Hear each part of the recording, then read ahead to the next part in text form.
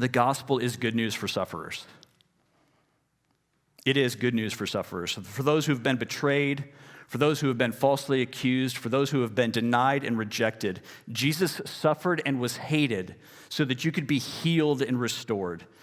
But don't forget, friends, the gospel is really good news for those of you in the room this morning who know you are betrayers.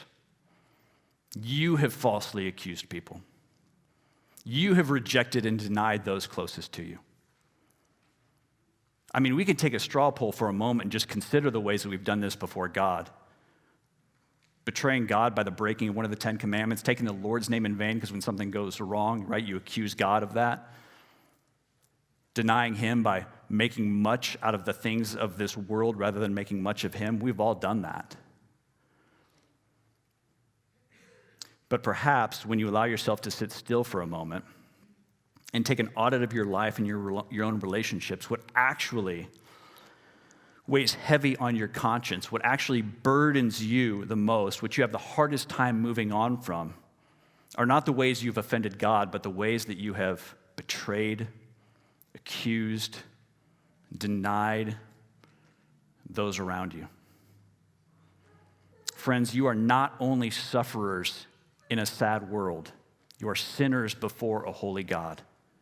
And the good news of the gospel always starts with bad news. The gospel that we love and cherish starts with bad news before it gets to the good.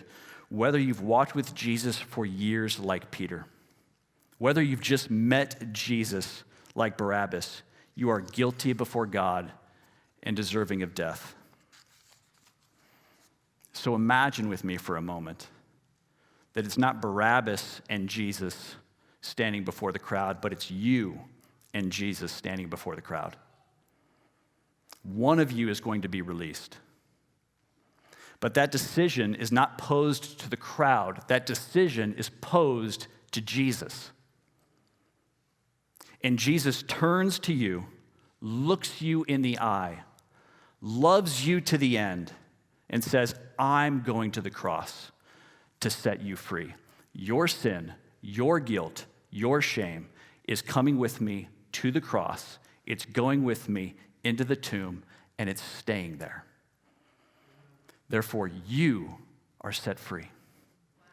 You are able to rejoice and rest and experience peace in the gospel.